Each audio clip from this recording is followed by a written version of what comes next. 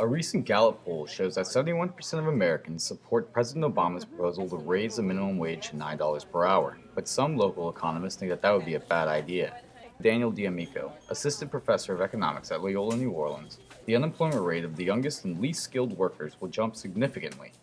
This, D'Amico says, is a relatively new phenomenon. Or not go to college because there were such employment opportunities. That was your major opportunity cost, was foregone wages.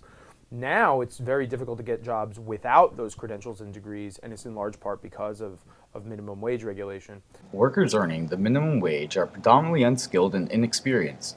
The group mainly consists of people aged 16 to 24, earning the least of all age groups, according to the Bureau of Labor Statistics. Now, you see, don't think that the minimum wage law is like a floor under wages, and as you raise the floor, you raise people's wages. That's wrong. Rather think of it as a high jump bar. In order to get a job, you have to have a higher productivity than the level, and the higher the bar is, the harder it is to jump over it. $12 minimum wage doesn't force employers to pay $12 to every worker. It forces them to pay $12 to the workers the employer chooses to keep. The employer pays $0 to the workers that get laid off or who are never hired in the first place. A comparison of the national unemployment rate from 1948 to 2012 with the dates of federal minimum wage increases shows that among 16 to 19-year-olds, the unemployment rate has more than doubled since 1974, according to BLS statistics. The highest jump was after 1991 when the minimum wage was set to $4.25 per hour, from 17.8% to 23.5% at the end of 2012. If you're a small business and you say, okay, well, we currently have 5 employees, we pay them X amount of money, you're either going to have to cut their hours or operate your business with fewer employees. A lot of my employees is less than $9, over 60%.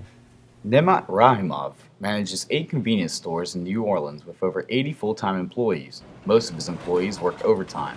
Even though we make less profit, we're gonna keep the price the same, but we're gonna decrease employees' hours, or we're gonna cut employees,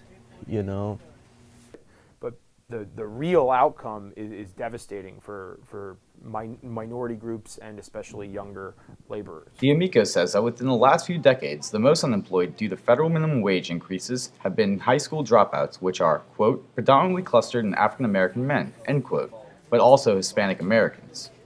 Arguello Reports asked 3 teenagers who are currently working their first jobs what they would do if they were laid off after a $1.75 increase to minimum wage. I'd go find me another job. Nathan Langlois, 17, is a little more cautious.